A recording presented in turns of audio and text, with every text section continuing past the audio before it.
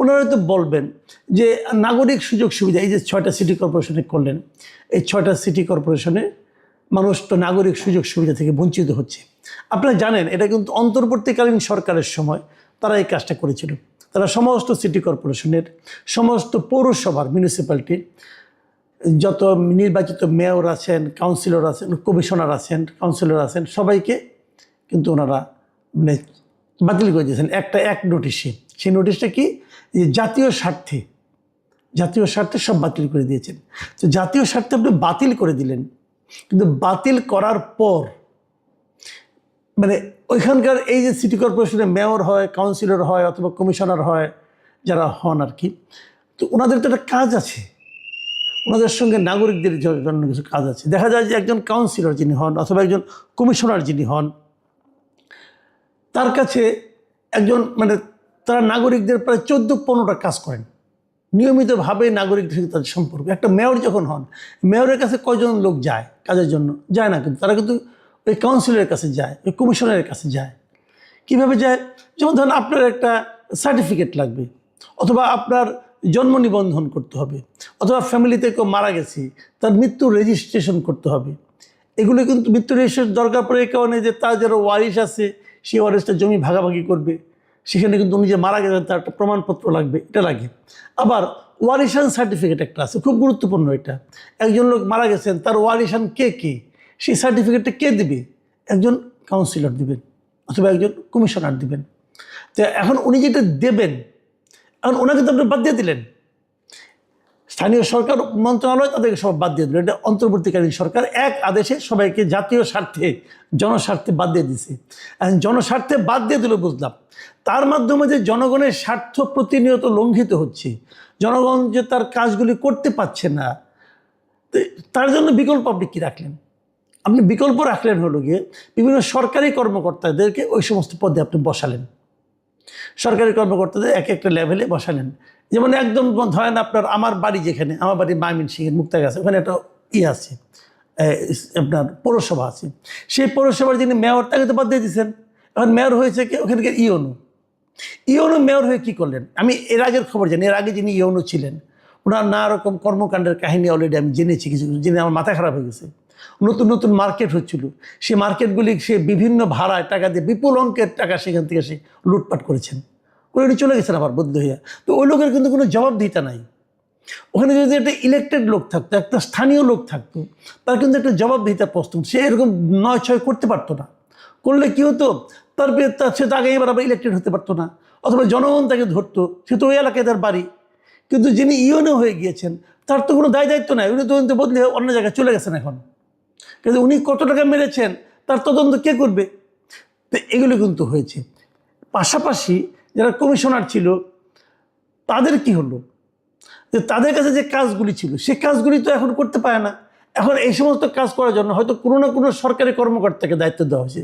ধরা যাক একজন ইঞ্জিনিয়ারকে দায়িত্ব দেওয়া হয়েছে, অথবা থানা শিক্ষা অফিসারকে দায়িত্ব দেওয়া হয়েছে একটা ওয়ার্ডে, আরেক জায়গায় হয়তো থানা পশুপালন কর্মকর্তাকে আরেক জায়গায় দায়িত্ব দেওয়া হয়েছে।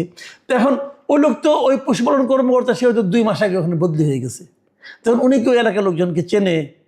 উনি কীভাবে তার নাগরিকত্ব সার্টিফিকেট দিবে? কীভাবে কী দিবে? দিতে তো পারবে না। তখন অনেক সময় এমনও দেখা গেছে, অনেক সঙ্গে মালাপ করে জেনেছি যে কমিশনার নাই, কিন্তু ওই সম্বন্ধে ধারণা পাওয়ার জন্য ওই দায়িত্বপ্রাপ্ত সরকারি কর্মকর্তা ওই কমিশনারকে ফোন করেছে যে ভাই এটা আমি কী করবো। মানে উনি তো দিতেও পারেন না, উনি আবার দিবে যে দিয়ে কোন পরে বিপদে পড়ে। তখন অনেক সময় এরকম হয়েছে। কিন্তু তো আমি যেগুলো বলছিলাম যে এবার যেটা হলো যে আপনি সিটি কর্পোরেশনে 6 জনকে নিয়োগ করলেন, 6 জনের রাজনৈতিক ব্যক্তিত্ব, এটা কোনো দরকার ছিল না, কারণ এগুলোর মেয়াদ শেষ হয়ে গিয়েছিল। মেয়াদ শেষ হয়ে গেলে আপনি নির্বাচন দিয়ে দেন, নির্বাচন দিয়ে দিলে তো হয়ে যেত। নির্বাচন 3 মাস থাকতো। এতদিন যখন 1.5 বছর যখন কোনো প্রশাসক চালালো, তো তারাই চালাইতো আর কয়দিন। ইলেকটেড বডি সব চলে আসতো, ইলেকটেড মানে কাউন্সিলর আসতো, মেয়র আসতো, সমস্যাটা কী ছিল?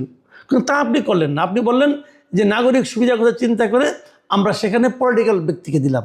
ভালো করছেন, ধরলাম, কথার কথা ভালো হয়েছে। তাহলে এখন কমিশনারদের কী হবে, অথবা কাউন্সিলরদের কী হবে? কাউন্সিলর দিবেন না, ওখানে কি দিবেন? ওটা তো সরকারি লোকজন চালাচ্ছে। তাহলে ওখানেও কি আপনি বিএনপির বিভিন্ন স্থানীয় লোকাল লিডার যারা আছে তাদেরকে দিবেন? তাহলে কি পুরা সিটি কর্পোরেশনটাকে আপনি বিএনপিকরণ করবেন? এটা কি ঠিক হবে? মেয়র যে আপনি দিলেন যাকে, তার মাধ্যমে কিন্তু নাগরিক সমাজের সমস্যাগুলির সমাধান হবে না রে ভাই। নাগরিকদের সমস্যার সমাধান করতে হলে আপনাকে কাউন্সিলর নিয়োগ করতে হবে। কারণ কাউন্সিলর যদি সরকারি লোকদের চালাতে পারেন, সরকারি কর্মকর্তাদের চালাতে পারেন, তাহলে মেয়র পারবেন না কেন? সমাধান একটা, সেটা হলো নির্বাচন দিয়ে দেওয়া। আর যতদিন নির্বাচন না হচ্ছে ততদিন পর্যন্ত আপনি একজন সরকারি কর্মকর্তা, এটা সাধারণত অতিরিক্ত সচিবই সাধারণত এই সমস্ত প্রশাসক হন, তাকে দিয়ে চালান। পাশাপাশি আমি মনে করি যে কাউন্সিলর পদে সেখানে সরকারি কর্মকর্তা দিয়েন না, বরঞ্চ কাউন্সিলর তো পলিটিক্যাল না। দেখেন, আমরা জানি যে জিনিসটা, মেয়র পদটা এটা কিন্তু রাজনৈতিক প্রতীক দিয়ে নির্বাচন করতে হয়েছে। যেমন আওয়ামী লীগের মেয়র নৌকা প্রতীক আওয়ামী লীগের মেয়র নির্বাচন করেছে, বিএনপির কেউ দাঁড়িয়েছে, সে দাঁড়িয়েছে ধানের শীর্ষে দাঁড়িয়েছে। কিন্তু তো মেয়র নির্বাচনটা হয়েছে দলীয় প্রতীকে, কিন্তু কাউন্সিলর কিন্তু দলীয় প্রতীকে হয় নাই। কাউন্সিলর যারা হয়েছেন তারা নিজস্ব প্রতীকে স্বতন্ত্র হিসেবে তারা করেছেন। তো তাদেরকে আমি অরাজনৈতিক ধরতে পারি। বিশেষ করে বিভিন্ন পৌরসভা যেগুলো আছে, পৌরসভার কাউন্সিলর তো একদমই অরাজনৈতিক। পৌরসভায় বিভিন্ন জায়গায় বিএনপির অনেক লোক পৌরসভায় কিন্তু অরাজনৈতিক হিসাবে নির্বাচনে জিতে এসেছে। ওখানে আপনার জামাতের কাউন্সিলর আছে, আবার কোনো পার্টি করে না এমন লোকও আছে। স্থানীয় সরকারের ফরম্যাটটা কিন্তু এরকম। এবং ওই যে উপজেলার যে পরিষদ যেটা আছে, সেটাও তো আপনার বাদ দিয়ে দিয়েছেন। উপজেলা পরিষদেও কিন্তু মানে যারা নাকি আপনার ভাইস চেয়ারম্যান বলেন অথবা আপনার মেম্বার বলেন যারা আছে, এরা সবাই কিন্তু একভাবে অরাজনৈতিকভাবে কিন্তু তারা কিন্তু ইলেক্টেড হয়েছে। তাহলে এই লোকগুলিকে আমি মনে করি তাদের দায়িত্বে ফিরিয়ে দেওয়া উচিত। যার যতদিন মেয়াদ আছে তাদের সেই ততদিনের দায়িত্বে ফিরিয়ে দেওয়া উচিত। স্থানীয় সরকার নির্বাচন তো সারা দেশে একদিনে হয় না। যখন নির্বাচনটা হয় তখন যারা যখন মিটিং করে প্রথমবার, তারপর থেকে 5 বছর মেয়াদ থাকে। এরকম অনেকের এমনও আছে যে আপনার অন্তর্বর্তীকালীন সরকারের সেই তুগলকি আদেশের কারণে এমনও দেখা গেছে যে অনেকের মাত্র নির্বাচন হয়ে মাত্র 15 দিন 20 দিন তারা দায়িত্বে ছিল, তারপরে তারা নাই হয়ে গেছে। তো এটা তাদের জন্য তো সামাজিকভাবে একটা বিরাট মানে আপনার বিব্রতকর অবস্থা তারা পড়ে গেছে। কিন্তু কাজেই আমার মতে হলো যে সবগুলো স্থানীয় সরকার নির্বাচন যত দ্রুত আপনি দিবেন, তত সারা দেশে একটা মানুষের মধ্যে একটা স্থিতিশীলতা আসবে, মানুষের সমস্যাগুলো দূরীভূত হবে।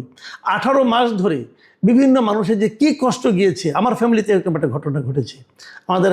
আমার শ্বশুরবাড়িতেই আমার এক আত্মীয় মারা গেছেন। এখন তার যে আপনার ওয়ারিশান সার্টিফিকেট, এটা আনতে যে কী ভোগান্তি, এটা আমি টের পেয়েছি।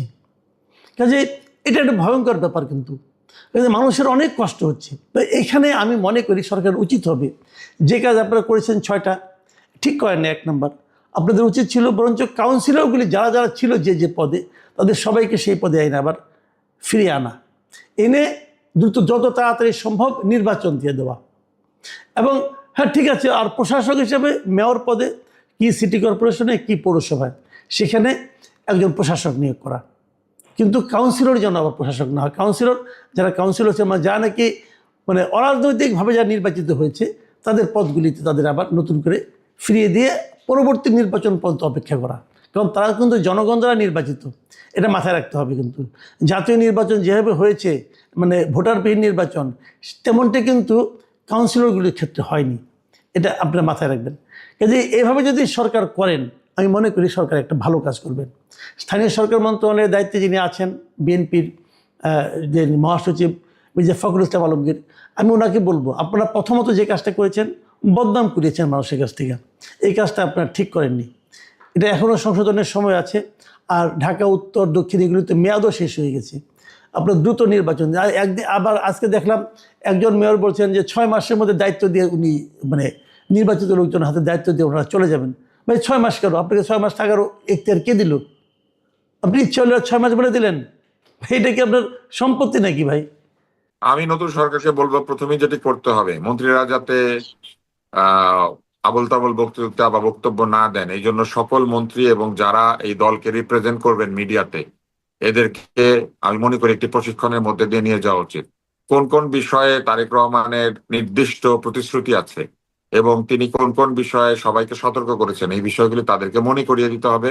তাদের মুখ ফসকে বের হয়ে যাওয়া যে কোনো কথা কিন্তু দলের জন্য এবং সরকারের জন্য ক্ষতিকর হবে। দ্বিতীয় পরামর্শ হচ্ছে তাদের উচিত এই যে সকল মন্ত্রীকে বক্তব্য দিতে না দিয়ে প্রতিটি মন্ত্রণালয়ে প্রেস সামলানোর জন্য লোক রাখা, প্রত্যেক মন্ত্রণালয়ে পিআর আছে, কিন্তু পিআর অফিসার আছে, পাবলিক রিলেশনের জায়গা আছে, কিন্তু তারা পাবলিক রিলেশন না করে মন্ত্রীরা টেলিভিশনকে ফেস করেন। মন্ত্রীরা জাতীয় গুরুত্বপূর্ণ বিষয় ছাড়া এবং মন্ত্রীরা তাদের মন্ত্রণালয়ের কর্মসূচি ছাড়া অন্য কোনো ব্যাপারে এই যে এসে টিভির সামনে বসে পড়েন, এটাকে কমিয়ে আনতে হবে। কারণ সেখানে সাংবাদিকরা নানা ধরনের প্রশ্ন করবেন, মন্ত্রীর এলাকা নিয়ে প্রশ্ন করবেন, মন্ত্রীর কার্যক্রম নিয়ে প্রশ্ন করবেন, বিভিন্ন কিছু নিয়ে প্রশ্ন করবেন। সব প্রশ্নের উত্তর মন্ত্রীর কাছে রেডি থাকে না।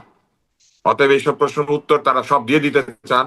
তারা মনে করেন যে এটা আমি এখন উত্তর দিতে পারছি না অথবা আমি উত্তর দিব না, এই কথা বলাটা ঠিক না। আমি মনে করি যে এই কথাটা বলাও মন্ত্রীদেরকে শিখতে হবে। তারা যদি রেডি না থাকেন তারা যেন উত্তর না দেন, কারণ উত্তর দিয়ে ঘাপলা বাঁধানোর চাইতে জেনে এসে উত্তর দেওয়া ভালো।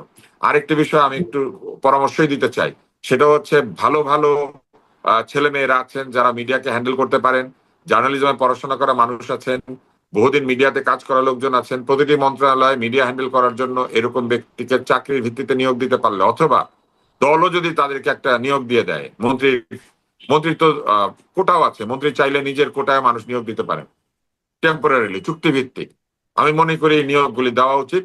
দিলে পরে যেটা হবে, এই মিডিয়া হ্যান্ডেল করলে যদি কোনো অসুবিধা হয় সেই লোকটা তার চাকরি হারাবে, আর এই মিডিয়া হ্যান্ডেল সে করবে এবং এটার জন্য সে চাকরিতে থাকবে। এটা হোয়াইট হাউসে আছে, এইটা সিনেটররা এরকম লোক রাখেন, কংগ্রেসম্যানরা এরকম লোক রাখেন, বিদেশি এমপিরাও তাদের অফিসে এরকম লোক রাখেন। তারা টিভি ক্যামেরা খুললেই সামনে গিয়ে বসে পড়েন না। মন্ত্রীদের মনে রাখতে হবে যে তারা টিভি স্টার না, তারা টেলিভিশনে এন্টারটেইনার না, তারা টেলিভিশনের মানে জার্নালিস্টও না।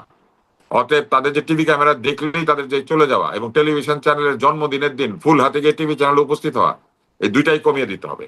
তারা যাবেন দাওয়াত পেলে এবং তারা কথা বলবেন, তারা টক শোতে যাবেন, তারা তাদের কোনো বক্তব্য ডিসেমিনেট করতে হইলে তারা সাংবাদিকদের সঙ্গে কথা বলবেন।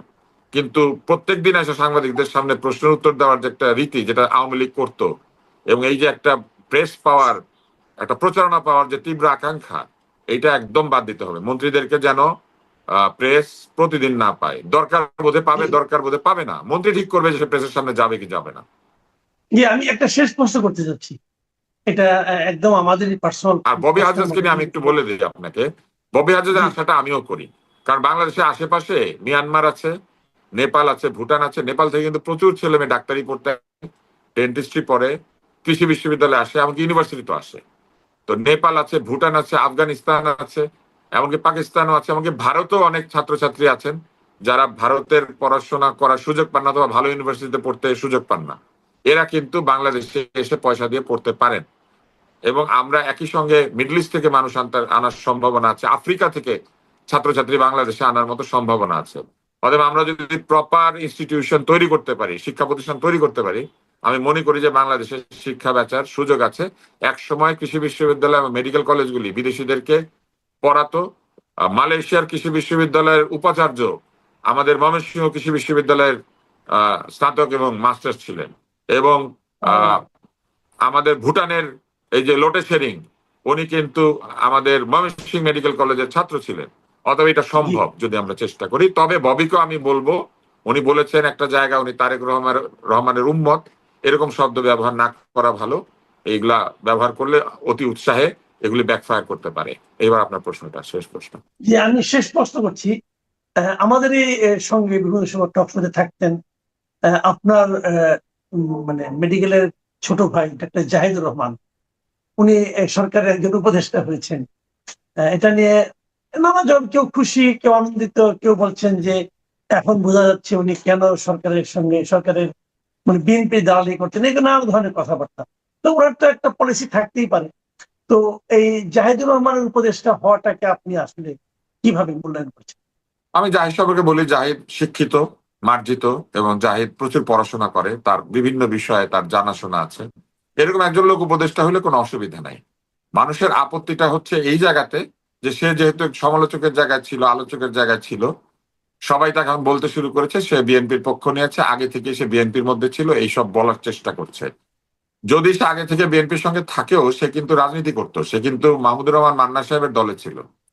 তো সেইখান থেকে সে যদি একটা লক্ষ্য স্থির করে থাকে যে সে ভবিষ্যতে দল বদলাবে অথবা বিএনপিকে সাহায্য করবে, যেটা মাহমুদুর রহমান মান্না সাহেবও করতে চেয়েছিলেন, সেটাতে আমিও কোনো ভুল দেখি না। তৃতীয়ত, আরেকটা জায়গায় মানুষ বলতে পারে যে উনি তো বাইরে অনেক সম্মান পাচ্ছিলেন, উনি কেন দলীয় হয়ে যাবেন? এটা যার যার ব্যক্তিগত ইচ্ছা। কেউ যদি দলীয় হতে চায় সে হতে পারে, সে দলের মধ্যে থেকে বা দলের ভিতরে থেকে সে দলকে ঠিক করার চেষ্টা করতে পারে, অথবা সে কিন্তু দলে যোগ দেয় নাই এখনো, সে উপদেষ্টা। এটা তো প্রধানমন্ত্রীর পছন্দের সে উপদেষ্টা হয়েছে, অতএব জি। সে বাইরে থেকেও একজন ইন্ডিপেন্ডেন্ট উপদেষ্টা হিসেবে প্রধানমন্ত্রীকে পরামর্শ দিয়ে কোনো ভালো কাজ যদি করাতে পারে, কোনো ভালো কাজের ইচ্ছাও সে সেখানে যেতে পারে। কেননা প্রধানমন্ত্রী তো আপনার আর আমার উপদেশ এইভাবে সরাসরি নিতে চান নাই, তিনি চেয়েছেন জি। জাহিদেরটা। অতএব জাহিদ সুযোগ পেয়েছে, সে যদি এই পরামর্শটা দিতে পারে আমাদের জন্য ভালো। আমরা জাহিদকে বলতে পারি যে এই এই জিনিসগুলি আপনি দেখতে পারেন জাহিদ, যে জি। এই এই জিনিসগুলো যদি প্রধানমন্ত্রীকে বলতে পারেন। তো এইটা আমি মনে করি না কোনো নেগেটিভ কিছু। তবে আমি সবসময় ভাবি যে মানুষ যখন এরকম জায়গাতে চলে যায় তখন দলের চাপে, তার সতীর্থদের চাপে নানান ভাবে ধীরে ধীরে দলীয় হয়ে ওঠে। আমি জাহিদকে আশা করব যে সে যদি দলকে সমর্থনও করে, সে যেন অন্ধ সমর্থক না হয়। সে যেরকম আগেও সমালোচনা করতো সেরকম সমালোচনা করে। এবং আমি মাননীয় প্রধানমন্ত্রীর কাছেও এটা আশা করব যে তিনি যেমন সমালোচনা গ্রহণ করার একটা মানসিকতা দেখিয়েছেন, তিনি যেন তার উপদেষ্টাদের কাছ থেকেও আলোচনা ও সমালোচনা দুইটাই নেন। এই কারণে যে আগের সরকারের প্রধানমন্ত্রী একটি বড় সমালোচনা ছিল যে উনি প্রশংসা ছাড়া, তেল ছাড়া অন্য কিছু পছন্দ করতেন না। তো সেই জায়গাতে যেন আমাদের নতুন প্রধানমন্ত্রী না যান। আমি আশা করব যে জাহিদের মতো আরো উপদেষ্টা যদি তিনি নেন তাতে কোনো অসুবিধা নাই। যারা যারা উপদেষ্টা হতে চায় তারা হবে। আমি আশা করব জাহিদ পজিটিভ অবদান রাখবে এবং পুরনো উপদেষ্টাদের করবেন। এবং যখন তারা এই আইনের কাছে নিজেদেরকে সমর্পণ করবেন, ঠিক সেই সময়টাতে বাংলাদেশের টোটাল বিচার ব্যবস্থা রীতিমতো আন্তর্জাতিক চাপের উপর পড়বে। আওয়ামী লীগের যে সকল নেতৃবৃন্দ এই মুহূর্তে দেশের বাইরে আছেন, ধরুন পররাষ্ট্রমন্ত্রী ডক্টর মোমেন, তো ডক্টর মোমেনকে যদি কেউ নাজেহাল করার চেষ্টা করে কোনো আইন আদালত কোর্ট কাছারিতে, সঙ্গে সঙ্গে সেটা পৃথিবীতে ভাইরাল হয়ে যাবে। দ্বিতীয়ত, আওয়ামী লীগ যেটা বোঝার চেষ্টা করছে এখন যে তাদের জীবনের সবচেয়ে বড় ভুল হয়েছে, সবচেয়ে বড় ভুল হয়েছে যে মবের ভয়ে গণভবন থেকে হেলিকপ্টারে করে শেখ হাসিনাকে যে দিল্লিতে পাঠানো হয়েছে, এই কাজটি আওয়ামী লীগের যে সবচেয়ে বড় ভুল হয়েছে। শেখ হাসিনা যদি থাকতেন এবং সেক্ষেত্রে যদি গণভবন ভেঙে লোকজন ঢুকত এবং সেনাবাহিনী যদি তাদের দায়িত্ব পালন করতে না পারত, পুরো সেনাবাহিনী ডিসব্যান্ড হয়ে যেত, পুরো সেনাবাহিনী ডিসব্যান্ড হয়ে যেত। এবং সেই ঝুঁকি সেনাবাহিনী কোনোদিন নিত না, যেটি হয়েছে শ্রীলঙ্কাতে। এরকম একটা উদ্ভূত পরিস্থিতি বাংলাদেশের মধ্যে ঘটছে। রাজাপাকসে তাকে সেই সেনাবাহিনী তাদের হেলিকপ্টারে করে নিজেদের একটা বেজে নিয়ে গেছে। তো নিজেদের একটা বেজে নিয়ে গেছে এবং সেখানে তারা কিছুদিন ছিল এবং সেখান থেকে তারা আবার নির্দিষ্ট সময় ফেরত আসছে।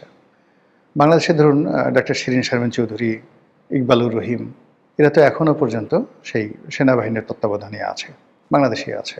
তো শেখ হাসিনা থাকতে পারতো, কেউ একটু শব্দ করতে পারতো না, কেউ একটু শব্দ করতে পারতো না।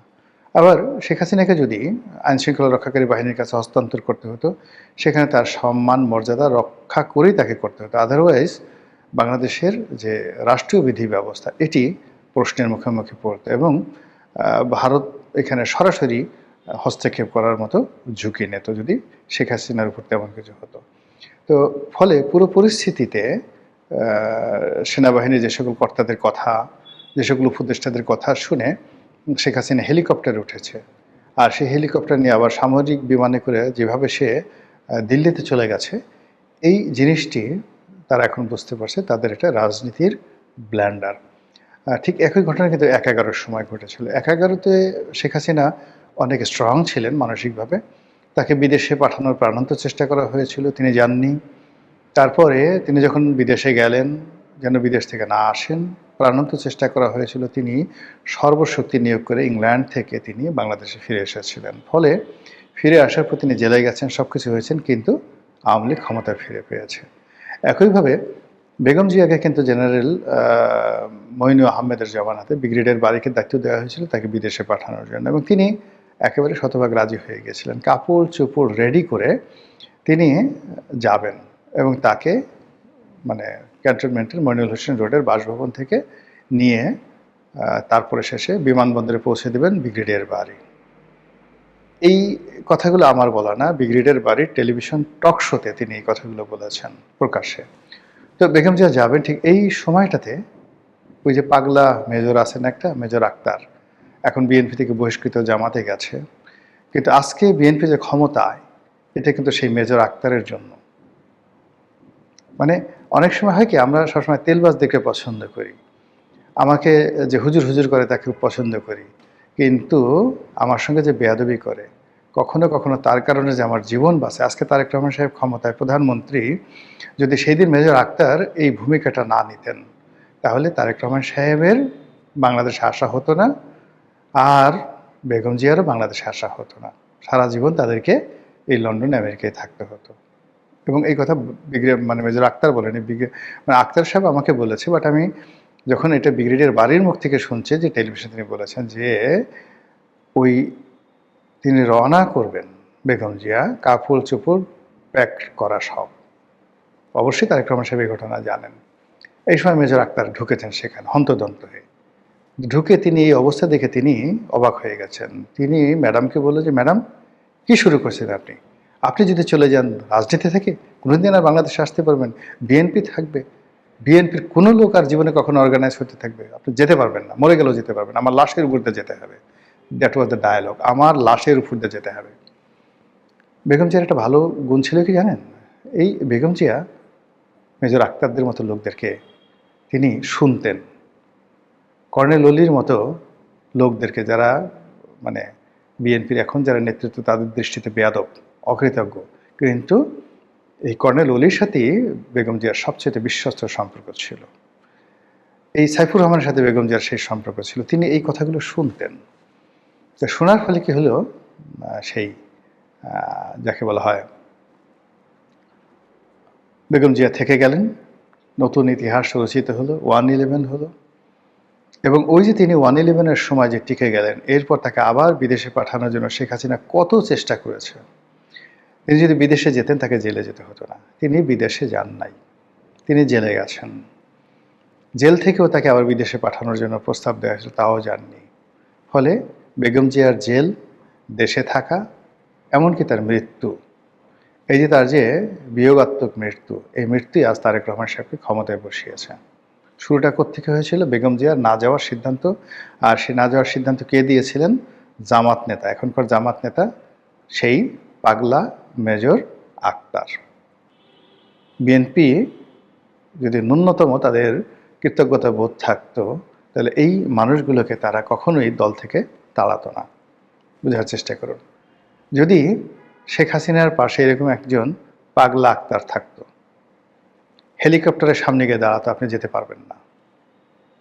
জেনারেল ওয়াকারুজ্জামানের সামনে গিয়ে বলতো, আমাকে গুলি করেন, আমাকে গুলি করেন, আমার লাশের উপর দিয়ে শেখ হাসিনাকে যেতে হবে। আজ আপনার যদি সাহস থাকে, আপনি খুলে দেন, গেট খুলে দেন, জনগণ আসুক, আমাকে এবং শেখ হাসিনাকে পাড়াই মারুক। That was the decision. কিন্তু শেখ হাসিনার পাশে ওই সময়টাতে এরকম কেউ ছিল না। সবাই পালিয়ে গেছিল, সবাই কান্নাকাটি করছিল, এবং সবাই তাকে পালিয়ে যাওয়ার জন্য প্ররোচিত করেছিল, তার সন্তান থেকে শুরু করে সবাই। এবং তিনি একটা সময়, শেষ সময়টা পর্যন্ত আমি যতটুকু জানি, যেটা জেনারেল ওয়াকারুজ্জামানও বলেছেন, অন্যান্য বিভিন্ন সূত্র থেকে আসছে, যে তিনি বলেছিলেন, আমি মরে যাব কিন্তু আমি দেশ ছাড়ব না, আমাকে মেরে ফেলুক, আমি দেশ ছাড়ব না, আমি ক্ষমতা ছাড়ব না, কোনো কিছু ছাড়ব না। সে কিন্তু তার জিদ শেষ পর্যায়ে রেখেছিল। কিন্তু তার আপনজন, সেটা শেখ রেহানা, সেটা সজীব ওয়াজেদ জয়, জেনারেল ওয়াকারুজ্জামান থেকে শুরু করে এই দীর্ঘদিন তিনি যাদেরকে বিশ্বাস করেছেন, প্রত্যেকটা মানুষ তাকে হেলিকপ্টারে উঠে পালিয়ে যাওয়ার জন্য প্ররোচিত করেছে। ফলে বেচারি সিদ্ধান্ত নিতে পারেননি। আর এখন এমন একটা জায়গা থেকে মাইনকার সিপায় পড়ে গেছেন, যে ওখান থেকে রাতারাতি তিনি যে ফিরে আসবেন, সিদ্ধান্তটা তার একার নয়। তারেক রহমান সাহেব যেভাবে লন্ডনে ছিলেন, তার ফিরে আসার সিদ্ধান্তটা একার নয়। তদ্রূপ এই যে এখন তিনি যে দেশের বাইরে আছেন, সেখান থেকে ফিরে আসাটাও শেখ হাসিনার একার সিদ্ধান্ত নয়। তো এই জন্য তিনি তার যারা নেতাকর্মী, যারা সাহসী, তাদের সঙ্গে তিনি কথাবার্তা বলছেন এবং সবাইকে বলছেন যে, তোমরা আত্মসমর্পণ করো, যে যার মতো করে জেলে যাও যদি রাজনীতি করতে চাও। এবং ইতিমধ্যে আপনারা দেখেছেন, বরিশালে তালুকদার মোহাম্মদ ইউনূস সংসদ সদস্য ছিলেন এবং বরিশাল জেলা বিএনপির সেক্রেটারি, জেলা আওয়ামী লীগের সেক্রেটারি। তিনি আত্মসমর্পণ করেছেন এবং জামিন লাভ করেছেন। এর মধ্যে জেলে যারা গেছেন, সাবির হোসেন চৌধুরী বাংলাদেশে আছেন, সেলিনা হায়াত আইভি আছেন, মানে সুমন আছেন জেলে। মানে এই মানুষগুলো, মানে যারা যারা আছেন জেলে, এদের মধ্যে অনেকেই, এই যে সুনামগঞ্জের মান্নান সাহেব আছেন, মানে আওয়ামী লীগের যারা, মেজর রফিক এখন জেলে যাননি, তারা বাইরে আছেন, এমনকি শাহজাহান ওমর তিনি জেলে আছেন। এই মানুষগুলো না যদি রাস্তায় বের হয়, এরা সবাই সাহসী, এরা সবাই রাজনীতিতে পোড় খাওয়া, এবং এরা আওয়ামী লীগকে সুসংগঠিত করতে পারবে। তার সঙ্গে যদি বাইরে থেকে যারা আছেন, যেমন মহিবুল হাসান চৌধুরী আছেন, এনামুল হক শামীম আছেন, ইকবালুর রহিম তো ক্যান্টনমেন্টে আছেন, হয়তো সম্ভবত, আমি জানি না, শিরিন শারমিন চৌধুরীর সাথে তিনিও আছেন, শিরিন শারমিন চৌধুরী আছেন। তো এই এখন আপনি দেখেন, এই যে লোকগুলোর নাম বললাম, এই লোকগুলোর সাথে সাথে আপনি ওই যে গৃহায়ণ গণপূর্তমন্ত্রী ছিল সমর রেজাউল করিম আছে, এদের তো আসলে এত বেশি বদনাম হয়নি, মামলা আছে, মোকদ্দমা আছে, কিন্তু এদের মুখ ওভাবে পচে যায়নি, ওদের মুখ ওইভাবে পচে যায়নি। ওই যে আমাদের পররাষ্ট্রমন্ত্রী ছিলেন সেই আবুল মাল্লা আব্দুল মহিদ সাহেবের যে ছোট ভাই ডক্টর মোমেন, তিনি আছেন, এরকম অনেকে আছেন যাদের আন্তর্জাতিক ফেজ আছে, ভ্যালু আছে, সততা আছে, জুলুম করেননি, অন্যায় করেননি, ঘুষ করেননি, দুর্নীতি করেননি, পরিস্থিতির কারণে তারা দেশের বাইরে আছেন। ওই যে আলাউদ্দিন নাসিম আছেন, একসময় মানে শেখ হাসিনার খুব কাছের লোক ছিলেন, ছাত্রলীগের চিটং বিশ্ববিদ্যালয়ের সভাপতি ছিলেন। তো এই মানুষগুলো অনেকে আছেন যাদের বিরুদ্ধে মামলা আছে, মোকদ্দমা আছে, কিন্তু তাদের ফেস ভ্যালু আছে, এখনও যথেষ্ট ফেস ভ্যালু আছে, বুদ্ধি আছে, গ্রহণযোগ্যতা আছে, দক্ষতা আছে। তার সঙ্গে সঙ্গে এই বাংলাদেশেও কিন্তু আমলাতন্ত্রের মধ্যে সাবেক সচিব, সাবেক জেনারেল, মানে অনেকেই আছেন। যেমন ধরেন এই যে জেনারেল আকবর এলাহি, আকবর এলাহি, তো ধরেন আকবর এলাহি, তারপর শেষে এখন এই যে সাবেক সচিব যিনি এখন উপদেষ্টা হলেন তারেক রহমান সাহেবের। তো এইভাবে যদি আপনি আওয়ামী লীগের যে সকল সচিব রয়েছেন, আপনি যদি চিন্তা করেন, আবু আলম শহীদ খানের কথা চিন্তা করেন, দে আর মোর স্মার্ট, মোর ডাইনামিক, বেশি সাহসী। আপনি ওই যে আরেকজন আছেন আব্দুল কাদের খান আছেন, আরও অনেক, মানে আওয়ামী লীগের যে সকল সচিবরা ছিলেন আছেন।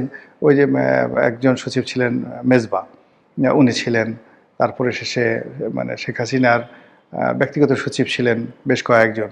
মানে যারা এখন এই সমাজে কিন্তু নিরাপদ আছেন, ঘুরে ঘুরে বেড়াচ্ছেন, তাদের বিরুদ্ধে মামলা মোকদ্দমা হয়নি, তারা ডাইনামিক, সাহসী, এবং দুর্নীতি হয়তো করেছেন, কিন্তু ওইভাবে পাবলিকলি তারা দুর্নীতিবাজ হিসেবে চিহ্নিত নন।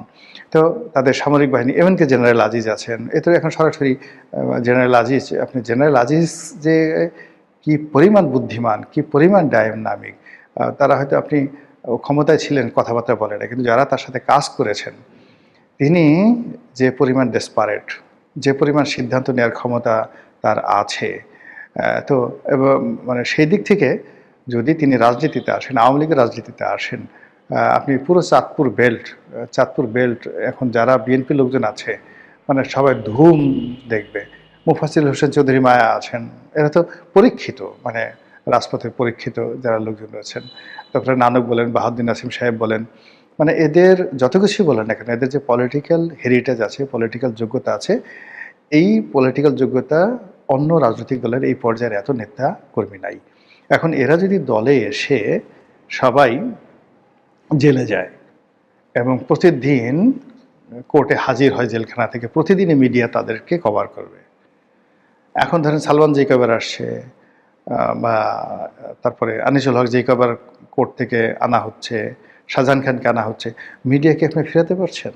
বারবার আপনাকে স্মরণ করে দিচ্ছে আওয়ামী লীগ আছে, আওয়ামী লীগ আছে। এভাবে যদি আওয়ামী লীগের ৩-৪ হাজার নেতাকর্মী যারা সেলিব্রিটি, তারা যদি জেলে যায়, তাদের বিচার হয়, আচার হয়, তারা যদি নিয়মিত হাসপাতালে যায়, চিকিৎসা করতে তাদেরকে আনা হয়, প্রতিদিনই শুধু আওয়ামী লীগের নিউজই ডেইলি আসবে, অন্য কোনো নিউজ। সেখানে তারেক রহমান সাহেব যে আজকে সেই ট্রাফিক জ্যামে আটকে আছেন, এই খবর কেউ দেখবে না যদি শেখ হাসিনা বাংলাদেশে আসেন এবং তাকে আজকে কোর্টে হাজির করা হবে। এটা হবে প্রাইম রিপোর্ট।